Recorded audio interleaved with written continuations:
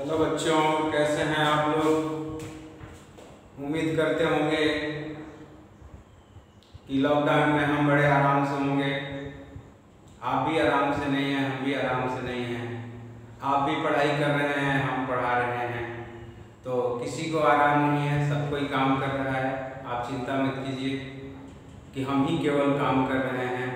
इसलिए क्लास 12 के बच्चों के लिए स्पेशली मैसेज है कि आप अपने पढ़ाई को पिक पर ला लीजिए। अब आपके पास बहुत अधिक समय नहीं बचा है। सिलेबस जरूर कट गया है, लगभग 30% कम हो गया है, जिससे आपको राहत मिलेगी। फिर भी जब सिलेबस छोटा हुआ है तो क्वेश्चंस टफ आएंगे, इसलिए आप थोड़ा सा ध्यान से तैयारी कीजिए। और जैसा कि आप लोगों ने कहा था कि सर क्लास 12 का भी वीडियो डालिए, तो क्लास 12 का भी हमको डालना ही था। थोड़ा आप लोगों ने जल्दी करवा दिया। पहले सोचा था कि 11th वालों को कुछ आगे करा लूँगा, लेकिन 12th के बच्चों के कमेंट बहुत अधिक मात्रा में आने लगे। बहुत लोगों का फ़ोन भी आने लगा कि सर 12th भी डाल दीजिए। तो 12th का वीडियो स्टार्ट करते हैं। बहुत ज़्यादा समय वेस्ट ना करते हुए हम अपने टॉपिक पर आते हैं। पहला टॉपिक का नाम है, जैसा कि आप जानते हैं, इलेक्ट्रिक चार्जेज एंड फील्ड। तो आज के लेक्चर में हम चार्ज के बारे में बताएंगे। चार्ज क्या है, चार्ज कितने तरह के होते हैं, किसी भी बॉडी को चार्ज कैसे करते हैं, method of charging and properties of charge. आज इतना ही मैं टारगेट लेकर के चल रहा हूँ कि इतनी चीज़ों को आज हम खत्म करें। ठीक है, तो शुरू करते हैं। What is charge? ये बहुत बड़ा क्वेश्चन है। What is charge? चार्ज क्या है? चार्ज क्या है? तो बच्चों, चार्ज मटेरियल की इंट्रिंसिक प्रॉपर्टी है, जिसके द्वारा वो मटेरियल किसी दूसरे मटेरियल के ऊपर अट्रैक्टिव फोर्स लगा सकता है, किसी चार्ज मटेरियल के ऊपर रिपल्सिव फोर्स भी लगा सकता है, अट्रैक्टिव फोर्स भी लगा सकता है। जैसे आप लोग को क्लास 8 से ही ये दिखाया गया होगा कि आपके हाथ में एक पेन है। पेन को आप अगर अपने बाल से रब करते हैं तो ये पेन क्या होता है, कागज के टुकड़ों को अपनी तरफ अट्रैक्ट करने लगता है, पीस ऑफ द पेपर्स को अपनी तरफ अट्रैक्ट करने लगता है। तो जब इसको हमने रब किया तो इसको पीस ऑफ द पेपर को अट्रैक्ट करने की एक प्रॉपर्टी डेवलप हो गई। ये प्रॉपर्टी क्यों डेवलप हुई? क्योंकि ये चार्ज एक्वायर कर लिया, क्योंकि ये चार्ज एक्वायर कर लिया। यानी रबिंग करने के वजह से इसके अंदर बीट ऑफ द पेपर्स को अट्रैक्ट करने की प्रॉपर्टी डेवलप हुई। उस प्रॉपर्टी डेवलप हुई तो कुछ तो इसके अंदर चेंजेज हुए होंगे। तो वो चेंजेज किस वजह से हुए? क्योंकि ये चार्ज डेवलप हो गया इस पर। इससे ज़्यादा चार्ज के बारे में बता पाना बहुत मुश्किल है, क्योंकि charge is an intrinsic property of matter. जैसे मास मैटर की इंट्रिंसिक प्रॉपर्टी है, वैसे ही चार्ज इंट्रिंसिक प्रॉपर्टी है। तो लिख लीजिए चार्ज क्या है। तो charge is an intrinsic property of matter. ठीक है, अब चार्ज को समझने के लिए कि कैसे चार्ज डेवलप होता है, ये रब करने से ऐसा क्या हो गया कि चार्ज डेवलप हो गया, इसको मैं बताने की कोशिश कर रहा हूँ। कि देखो बच्चा, आप जानते हैं charges are of 2 types. Charges are of 2 types, ये भी लिख लीजिए आप। Charges are of 2 types. ये क्लास 10th में आप लोग बहुत सारा कुछ पढ़े हैं। ठीक है, फर्स्ट हो जाता है पॉजिटिव चार्ज और सेकंड हो जाता है नेगेटिव चार्ज। अब चार्ज की ऑरिजिन यानी फंडामेंटल प्रॉपर्टी चार्ज डेवलप होने का वजह क्या है? इलेक्ट्रॉन और प्रोटॉन। इलेक्ट्रॉन और proton. You all know charge on electron कितना होता है? चार्ज ऑन इलेक्ट्रॉन कितना होता है? -1.6 × 10⁻⁻19 coulomb. And charge on proton कितना होता है? ये भी इतना ही होता है, लेकिन प्लस होता है, 1.6 × 10⁻⁻19 कूलम। तो ये प्लस माइनस चार्ज पाए जाते हैं हर मटेरियल के अंदर। क्यों? क्योंकि हर मटेरियल एटम से बना होता है और हर एटम के अंदर इलेक्ट्रॉन, प्रोटॉन और न्यूट्रॉन पाए जाते हैं। Electrons are negatively charge body, protons are positively charge body. यानी हर मटेरियल के अंदर पॉजिटिव चार्ज भी होता है और नेगेटिव चार्ज भी होता है। वो अलग बात है, वो मटेरियल न्यूट्रल हो सकता है। क्यों? क्योंकि एक हम न्यूट्रल एटम की बात करते हैं। अगर हम एक न्यूट्रल एटम की बात करें तो न्यूट्रल एटम पर चार्ज 0 होता है। वजह क्या होता है कि उसमें जितने नंबर ऑफ प्रोटॉन्स होते हैं उतना ही नंबर ऑफ इलेक्ट्रॉन्स होते हैं। एक एग्जांपल देकर के बताऊंगा, इस पर बहुत ज़्यादा समय हमको नहीं लेना है क्योंकि आगे की चीज़ें ज़्यादा जरूरी हैं। एक हम आप एग्जाम्पल लेते हैं सोडियम एटम का। तो सोडियम एटम का एटॉमिक नंबर 11 होता है। इसका इलेक्ट्रॉनिक कॉन्फ़िगरेशन 281 होता है। इसमें से एक इलेक्ट्रॉन आप हटा देते हैं तो एक आयन बनता है जिसको सोडियम आयन या कैटायन बोलते हैं। ये 28 हो गया। इसका एटॉमिक नंबर इलेक्ट्रॉनिक कॉन्फ़िगरेशन 28 हो गया। अब देखो ये क्या बदला, इसमें 11 इलेक्ट्रॉन थे, इसमें 10 इलेक्ट्रॉन थे। इसमें 11 इलेक्ट्रॉन मतलब -11 ही चार्ज और 11 प्रोटॉन मतलब +11 ही चार्ज, नेट चार्ज 0 था। इसकी बात करेंगे तो इसमें ये 10 हो गए, तो यानी कि -10 ही इलेक्ट्रॉन 10 ही है और प्रोटॉन तो बदले नहीं है, तो प्रोटॉन 11 ही, नेट चार्ज +। अब ये पॉजिटिवली चार्ज हो गया। इसके उल्टे आप क्लोरीन का एग्जांपल ले लीजिए। क्लोरीन क्या है? एटम है। क्लोरीन एटम, इसका एटॉमिक नंबर 17 होता है, इलेक्ट्रॉनिक कॉन्फ़िगरेशन 287 होता है। इस पर कितने इलेक्ट्रॉन है? 17 इलेक्ट्रॉन। तो माइनस चार्ज कितना हो जाएगा? -17। प्लस चार्ज कितना हो जाएगा? +17। टोटल चार्ज कितना हो जाएगा? 0। अब इस पर एक एक्स्ट्रा इलेक्ट्रॉन आ जाता है, अगर Cl- आयन बन जाएगा, इलेक्ट्रॉनिक कॉन्फ़िगरेशन 288 हो जाएगा। क्यों माना? क्योंकि इस पर माइनस चार्ज जब हो जाएगा 18 और प्लस चार्ज कितना हो जाएगा? 17। क्यों? क्योंकि प्रोटॉन की संख्या नहीं बदली है। अब यहाँ पर अगर इसको आप देखते हैं तो टोटल चार्ज माइनस ही हो जाएगा, यानी ये नेगेटिवली चार्ज बॉडी हो गया। अब आप समझे होंगे, जब इसको पॉजिटिव चार्ज करा तो इसमें से एक इलेक्ट्रॉन हटाया, इसको नेगेटिव चार्ज किया तो इस पर एक इलेक्ट्रॉन लाया। अब ये हर चीज के साथ, हर मटेरियल के साथ, हर जगह ये लागू होगा।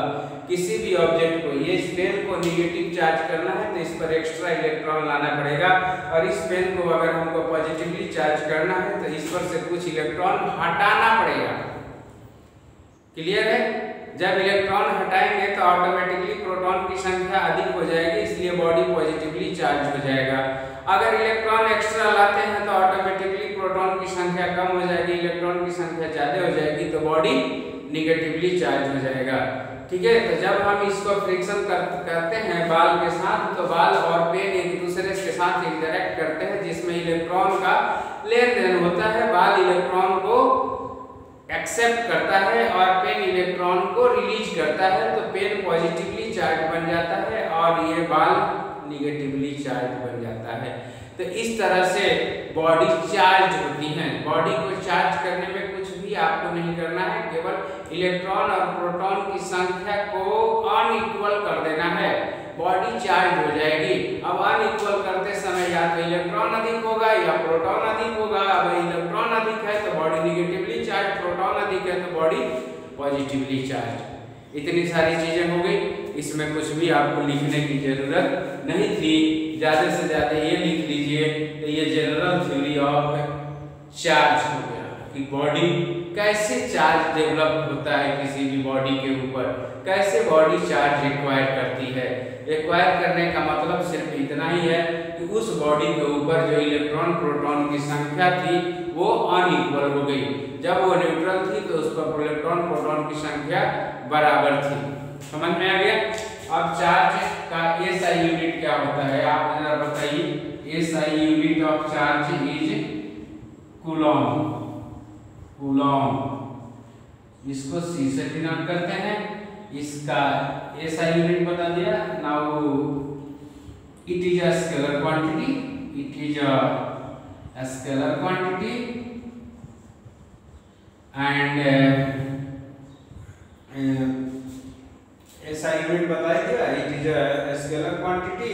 हाँ, एक चीज और है क्या, डायमेंशन। डायमेंशन ऑफ चार्ज क्या होता है, चार्ज का डायमेंशन Q बराबर I इंटू T होता है, तो एम्पियर सेकेंड, कूलम को एम्पियर सेकेंड करते हैं, ये इसका डायमेंशन होगा, इसका चार्ज का डायमेंशन होगा। तो इतनी सारी चीजें आप लिखना चाहें तो लिख लें। नाउ अब हम लोग जाएंगे मेथड्स ऑफ चार्जिंग पर, कैसे चार्ज करते हैं बॉडी को, मेथड्स ऑफ चार्जिंग। तो चार्जिंग के 3 मेथड्स हैं। First, methods of charging, heading लगाइए, मेथड्स ऑफ चार्जिंग। चार्जिंग के 3 मेथड हैं। फर्स्ट हो गया बाई फ्रिक्शन, बाई फ्रिक्शन। अभी आपको मैंने दिखाया कि जब दो बॉडी को आपस में रब करते हैं तो क्या करते हैं, उनके एटम्स आपस में इंटरेक्ट करते हैं। जो सरफेस के एटम होते हैं आपस में इंटरेक्ट करते हैं, तो एक बॉडी से इलेक्ट्रॉन दूसरे बॉडी पे ट्रांसफर होते हैं। अब जिस बॉडी पर से गए वो बॉडी पॉजिटिवली चार्ज और जिस बॉडी पर गए वो निगेटिवली चार्ज हो जाती है। तो बाई फ्रिक्शन और बाई रबिंग, ये भी लिखते हैं, ये भी आप लिख सकते हैं। दो बॉडीज को आपस में रब करके चार्ज कर सकते हैं, जिसमें इंसुलेटर्स को केवल यूज करते हैं हम। इंसुलेटर्स क्या होते हैं और कंडक्टर्स क्या होते हैं, आप 10th क्लास में पढ़े थे, एक बार फिर रिपीट कर देते हैं। Those materials which allow electric current to pass through it are called conductor, and those materials which do not allow electric current to pass through it are insulators. Insulators का example में आपको आ जाएगा mica, ड्राईवुड, plastic, ये सारा कुछ, glass, ebonite, ये सब क्या है, इंसुलेटर्स हैं। और कंडक्टर के अंदर में आपको आ जाएंगे क्या, मेटल्स। नॉन मेटल में एक ग्रेफाइट होता है जो कि गुड कंडक्टर होता है, ये सब कुछ आप जानते हैं। आगे आते हैं दूसरा, बाई कंडक्शन। बाई कंडक्शन, ये देखो इस पर क्वेश्चन भी आता है बाई कंडक्शन पे। बाई कंडक्शन में क्या होता है कि दो बॉडी को एक चार्ज रहेगा, मान लीजिए कि इस पर प्लस चार्ज है, ठीक है, और इसके कांटेक्ट में एक दूसरे अनचार्ज बॉडी को ला देंगे, दोनों को कंडक्टर के द्वारा ज्वाइन कर देंगे, तो ये चार्ज एक बॉडी से दूसरे बॉडी पर ट्रांसफर होगा। ध्यान दीजिएगा, क्यों ट्रांसफर होगा, ड्यू टू पोटेंशियल डिफरेंस। ध्यान देना, ड्यू टू पोटेंशियल डिफरेंस। कभी भी ये दिमाग में मत बैठाना इस पर चार्ज अधिक है इसलिए इस पर चार्ज चला जाएगा, ऐसा कोई जरूरी नहीं है। कभी कभी ऐसा भी होता है कि जिस बॉडी पर चार्ज अधिक है उसी पर चार्ज कम वाले से आता है। वो जैसे वेन डी ग्राफ जनरेटर पढ़ना नहीं है, सिलेबस से निकल चुका है, लेकिन वो किसी बॉडी को चार्ज करना होता है, तो लोग जो यहाँ पर चार्ज का ट्रांसफर होता है, body having less charge to body having more charge, तो चार्ज का ट्रांसफर होता है ड्यू टू पोटेंशियल डिफरेंस। इसका पोटेंशियल अलग होगा, इसका पोटेंशियल अलग होगा। हाई पोटेंशियल से लो पोटेंशियल की ओर चार्ज का ट्रांसफर होता है, ये ध्यान रखना है आपको। कब तक ट्रांसफर होता है, जब तक कि दोनों का पोटेंशियल बराबर नहीं हो जाता है, ठीक है। आपको चार्ज के ट्रांसफर होने में जरूरी नहीं कि दोनों पर चार्ज बराबर ही ट्रांसफर होए, चार्ज इस तरह से ट्रांसफर होंगे कि इसका पोटेंशियल और इसका पोटेंशियल, दोनों का पोटेंशियल सेम हो जाए। जैसे दोनों का पोटेंशियल सेम होगा, दोनों पर से चार्ज का फ्लो रुक जाएगा और ये एक इक्विलिब्रियम पोजीशन को गेन कर लेगा, समझे। तो ये बाई कंडक्शन था। अब मान लीजिए जो हम लोगों को आएगा एग्जाम में, उसमें क्या होगा, दो सिमिलर बॉडीज होंगे। सिमिलर बॉडीज का मतलब सेम मटेरियल के बना हुआ, सेम साइज, सेम शेप। जैसे दो स्फेरिकल बॉल ले लेंगे of same radius, made up of coppers, एक पर चार्ज Q है, दूसरा अनचार्ज है, दोनों को कांटेक्ट में लाएंगे तो उस केस में चार्ज क्या होगा, इक्वली डिस्ट्रीब्यूट होगा। अब इस पर भी Q/2 रह जाएगा, दूसरे वाले पर भी Q/2 हो जाएगा, लेकिन इसमें जरूरी नहीं कि हर बॉडी पे चार्ज जब डिस्ट्रीब्यूट हो तो इक्वली हो। हाँ, आप अपने क्वेश्चन में के लिए आप याद रख सकते हैं, जब भी आपको आएगा तो चार्ज इक्वल ही डिस्ट्रीब्यूट आपको करना है। ठीक है, अब इसको मैं एक एग्जांपल के द्वारा समझाता हूँ कि ये एक चार्ज बॉडी है, इस पर 5 कूलम चार्ज है प्लस। ठीक है, इसके संपर्क में हमने एक दूसरी बॉडी को ले आया, ये था इसका नाम, इसके संपर्क में मिला है, दोनों सिमिलर हैं, ये दोनों सिमिलर हैं। तो क्या हो जाएगा, इनको जब अलग अलग करेंगे तो इस पर 2.5 कूलम चार्ज पहले वाले पर, और इस पर भी कितना हो जाएगा 2.5 कूलम चार्ज। अब इसके साथ एक दूसरी बॉडी को ले आते हैं जिस पर कि -3.5 कूलम चार्ज है, -3.5 कूलम चार्ज है। अब इन दोनों को संपर्क में ले आया तो भाई क्या होगा, सिमिलर है, दोनों का सेम साइज मटेरियल सेम है। अब कितना होगा, टोटल चार्ज जोड़ दो 2.5 कूलम और -3.5 कूलम, तो -1 कूलम। तो अब इस पर चार्ज कितना हो जाएगा, -1 कूलम इस पर भी और -1 कूलम इस पर भी। ये था ये था बी, ये था सी, ये है बी, ये है सी। इस तरह से कंडक्शन के द्वारा बॉडी चार्ज होते हैं। समझ में आ गया? तो ये था चार्जिंग बाई कंडक्शन। अब ये इसको नोट कर लीजिए आप लोग, ये डायग्राम को नोट कर लीजिए। तीसरा है by induction. By induction, induction आप जानते हैं क्या होता है। सिंपल सा इंडक्शन समझाने के लिए आपको मैं एक छोटी सी बात बता रहा हूँ।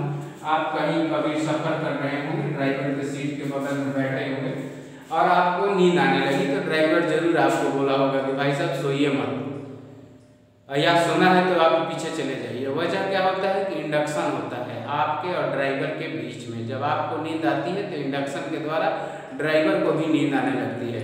आप किसी शादी विवाह में जाते हैं, 12 बजे 2 बजे तक आराम से जगे रहते हैं, कोई दिक्कत नहीं होती है, क्योंकि वहाँ सभी लोग जगे हुए होते हैं। लेकिन वही घर में होते हैं, आप 12 बजे के बाद जैसे पढ़ने की कोशिश कर रहे होते हैं, आपकी झपकी आने लगती है। क्यों? क्योंकि पूरे घर वाले सोए हुए हैं। यार घर वाले सोएंगे नहीं तो क्या करेंगे, घर वाले को थोड़े पेपर देना है, पेपर तो तुमने देना है। लेकिन इंडक्शन की वजह से परेशानी तुमको भी होती है, नींद तुम्हें भी आने लगती है। This is called induction. मतलब दो बॉडी बिना डायरेक्ट कांटेक्ट के एक दूसरे पर प्रभाव डालते हैं तो उसको बोलते हैं इंडक्शन। तो बच्चों बात तीसरा जो मेथड है बाई इंडक्शन है, जरा इसको समझिएगा। आप क्लास 10th में पढ़े थे, उसका थोड़ा सा मैं यूज करूंगा, क्योंकि अभी मैं प्रॉपर्टीज ऑफ चार्ज नहीं पढ़ाया हूँ। लेकिन आप जानते हैं लाइक चार्जेज एक दूसरे को रिपेल करते हैं और अनलाइक चार्जेज एक दूसरे को अट्रैक्ट करते हैं। तो कि एक इलेक्ट्रॉन पर नेगेटिव चार्ज होता है, अब वो इलेक्ट्रॉन किसी पॉजिटिव चार्ज बॉडी के पास में आएगा तो उसके द्वारा अट्रैक्ट होगा, और वही इलेक्ट्रॉन किसी नेगेटिवली चार्ज बॉडी के पास में आएगा तो रिपेल होगा। तो आप देखिए इंडक्शन के द्वारा आप कैसे चार्ज करेंगे। इंडक्शन के द्वारा मान लीजिए कि ये बॉडी है जिसको कि हमको चार्ज करना है। कैसा चार्ज करना है, मान लो कि इसको पॉजिटिव चार्ज करना है। तो जब इसको पॉजिटिव चार्ज करना है तो इसके करीब में एक नेगेटिवली चार्ज बॉडी को ले आएंगे, इसके करीब में एक नेगेटिवली चार्ज बॉडी को ले आएंगे। अब ये बॉडी नेगेटिवली चार्ज है, अब क्या होगा भाई, ये नेगेटिव चार्ज है तो इसमें जो इलेक्ट्रॉन्स हैं उन इलेक्ट्रॉन्स को ये क्या करेगा, रिपेल करेगा। तो इलेक्ट्रॉन्स इधर से शिफ्ट होकर के इधर आ जाएंगे, गैदरिंग ज्यादा होने से ये एंड नेगेटिव चार्ज हो जाएगा, और इधर से इलेक्ट्रॉन चूंकि शिफ्ट हुए हैं तो ये एंड पॉजिटिव चार्ज हो जाएगा। इस सिचुएशन को बोलते हैं पोलराइज्ड, और ये जो बॉल है पोलराइज्ड हो जाएगा, और the process is called polarisation. ठीक है, अब ये पोलराइज हो जाएगा। अब हमने क्या करना है, सेकेंड स्टेज में इस सिचुएशन को ऐसे ही रखना है। अब आप जैसे ये था नेगेटिव चार्ज, ये नेगेटिव चार्ज रहेगा, ये दूसरा स्टेज बना रहा हूं, और ये बॉडी में ये एंड हो गया है क्या चीज, पॉजिटिव चार्ज, और ये एंड हो गया है नेगेटिव चार्ज। अब इसको हमने क्या करना है कि इसको हम लोगों को अर्थ से जोड़ देना है। जब इसको आप अर्थ से जोड़ देंगे तो earth is a sea of charge, कहीं पर लिखना चाहो तो लिख लो, earth is a sea of charge, it is always neutral, it is always neutral. Neutral मतलब जीरो पोटेंशियल पर होता है। अब इसमें से जितना इलेक्ट्रॉन ले लो कोई फर्क नहीं पड़ेगा, ये भी न्यूट्रल ही रहेगा, या अर्थ को जितना इलेक्ट्रॉन दे दो फिर भी ये न्यूट्रल ही रहेगा। तो ये जीरो पोटेंशियल पर है, यहाँ पर निगेटिव पोटेंशियल है, तो ये क्या करेगा, इलेक्ट्रॉन इधर चले जाएंगे, कहाँ, अर्थ में चले जाएंगे। अब ये इलेक्ट्रॉन यहाँ से चले गए तो इस बॉडी से ही गए ना, तो इस बॉडी पे इलेक्ट्रॉन की ओवरऑल संख्या क्या हुई, कम हो गई। तो अब क्या करें आप, अर्थिंग को काट दें, अगले स्टेज में आप क्या करेंगे, अर्थिंग को काट देंगे। तो अब ये क्या होंगे, अब ये पॉजिटिव चार्ज रह जाएंगे, इलेक्ट्रॉन तो गए उधर। अब जब जैसे इस बॉडी को आप हटाइएगा, ये पॉजिटिव चार्ज इक्वली डिस्ट्रीब्यूट हो जाएगा और ये बॉडी पॉजिटिवली चार्ज हो जाएगी। समझ में आया? अब देखिए, अगर इसी को निगेटिव चार्ज करना होता तो इसके बगल में हम पॉजिटिव चार्ज बॉडी लाते, वो इलेक्ट्रॉन को इधर अट्रैक्ट करके पकड़ लेता, पॉजिटिव चार्ज उधर चले जाते। जब इसको अर्थिंग करते तो इलेक्ट्रॉन आते, इलेक्ट्रॉन अर्थ में से आते, ठीक है।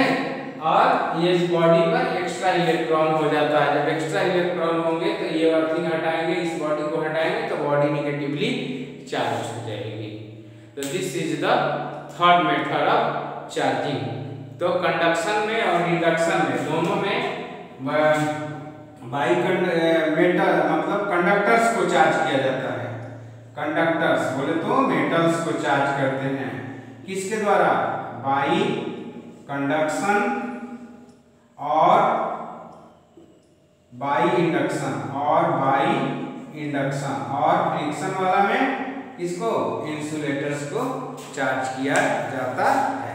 तो बच्चों अब हम लोग करेंगे मेथड्स ऑफ चार्जिंग हो गया, ठीक है। Now properties of charge, properties of charge.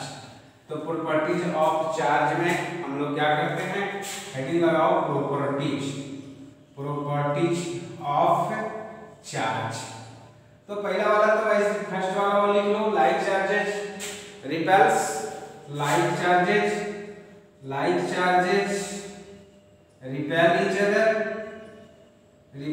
each other, unlike charges attract each other। दूसरा, ये डिस्क्राइब नहीं करूंगा। दूसरा, charge is conserved, charge is conserved. ये क्या करता है कि charge can neither be created nor be destroyed. It can only be transferred from one body to another body।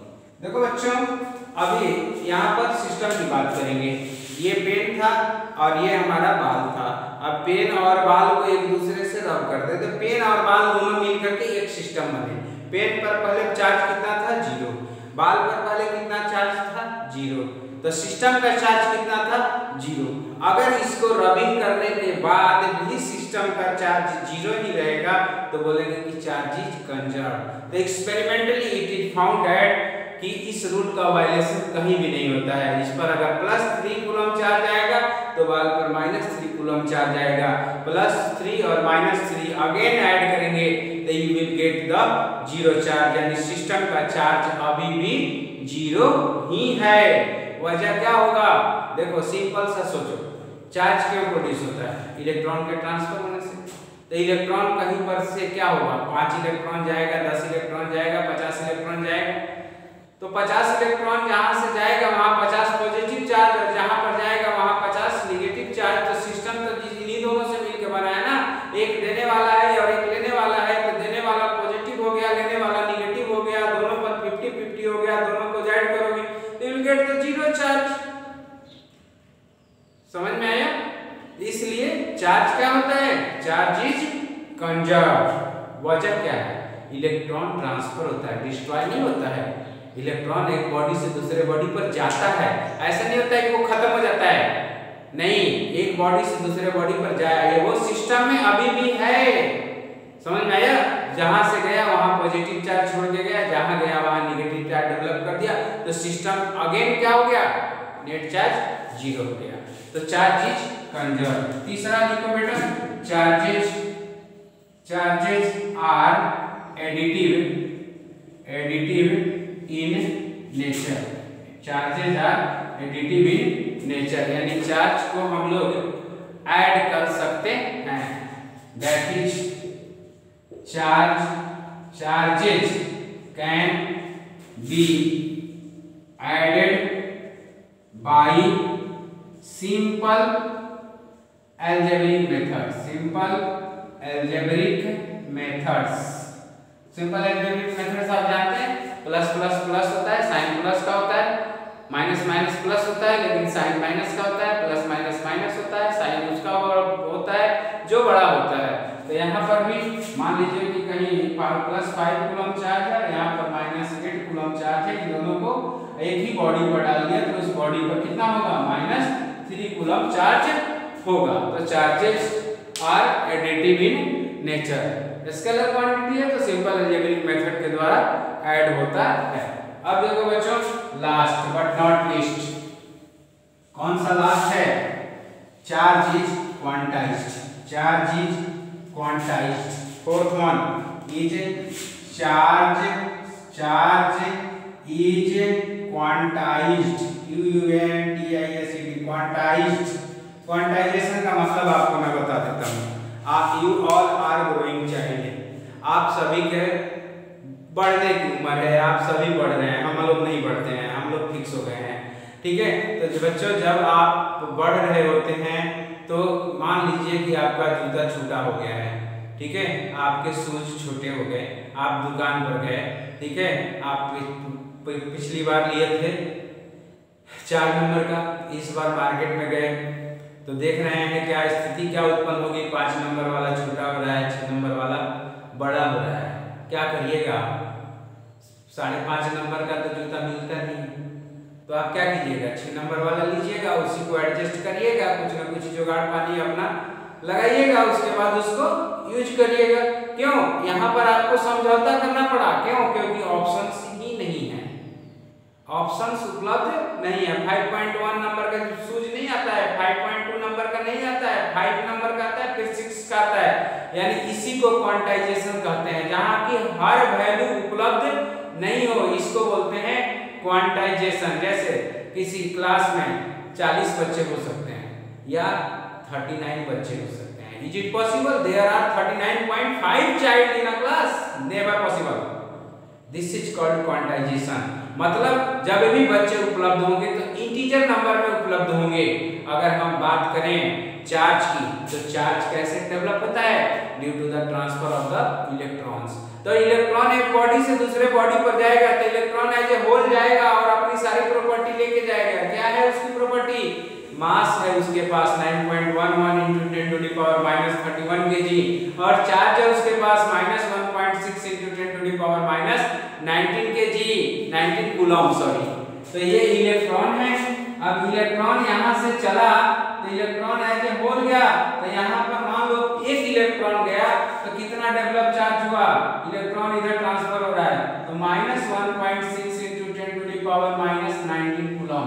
दूसरा इलेक्ट्रॉन आ गया तो इंटू 2, तीसरा आ गया इंटू 3, चौथा आ गया, चाहे जितने भी आ जाएंगे। क्या कभी पॉसिबल है कि 2.5 से आपको मल्टीप्लाई करने का मौका मिले? कभी नहीं मिलेगा। यानी कि जब भी इसको मल्टीप्लाई करेंगे तो you will multiply with N integer. इसी बात को मैं थोड़ा सा स्टेटमेंट में लिखूंगा, ठीक है, उस बात को बस समझना है। क्या? Charge produced on a body, charge produced on a body is always integral multiple of charge on electron, charge on electron कितना होता है?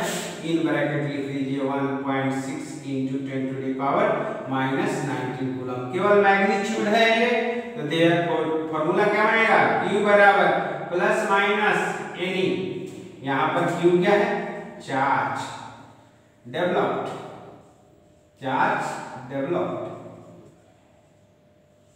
N क्या है, number of electrons, number of electrons, और E क्या है, charge on electron, charge on electron.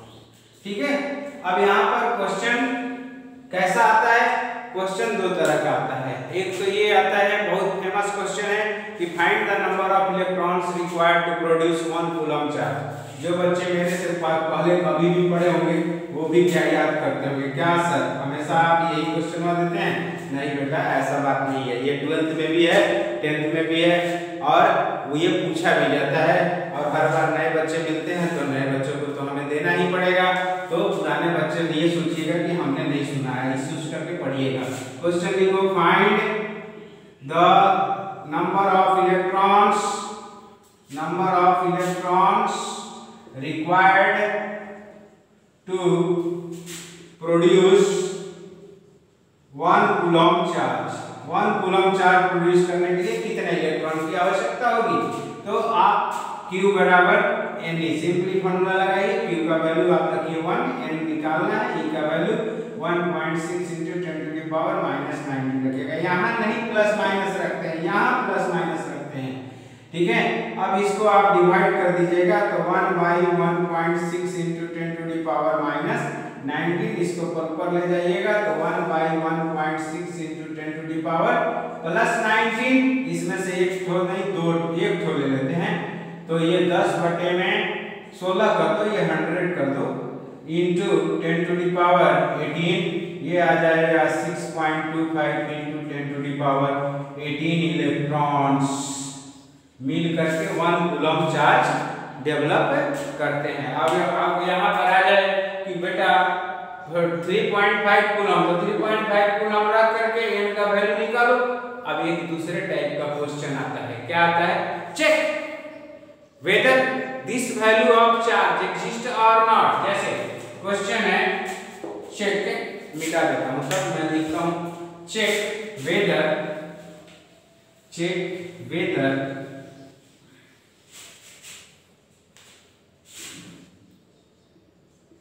check whether a charge of 6.0 into 10 to the power minus 18 coulomb exist or not, exist or not, इतना coulomb charge exist करेगा कि नहीं करेगा? Simple सा बात है, इसको आप Q बराबर N पर निकालिए, अगर N का वैल्यू इंटीजर आ जाता है तो एग्जिस्ट करेगा, n का वैल्यू इंटीजर नहीं फ्रैक्शन या डेसिमल में आ जाता है तो ये एग्जिस्ट नहीं करेगा। तो करते हैं, q is equals to n, q का वैल्यू कितना रखो, 6.0 into 10 to the power minus 18, n पता करते हैं, e का value 1.6 into 10 to the power minus 19। अब ये इसको इधर लाते हैं, तो n is equals to 6 into 10 to the power minus 18 divided by 1.6 into 10 to the power minus 19, ऊपर ले जाएंगे तो ये बच जाएगा कितना, 60 divided by 1.6, चलो एक और जीरो कर दो, तो 600 बटे में 16, काटना चाहते हो चलो काट दो, 4 से कट जाएगा, चच्चों के 16, 4 एकम 4, 2 पर 0, 4 पर 20, 0, फिर ये तो कट रहा है, चलो तो 2 से काट दो, ये हो जाएगा 75। अब ये डिवाइड कर देंगे तो n का वैल्यू आ गया 37.5, is not an integer, not an integer.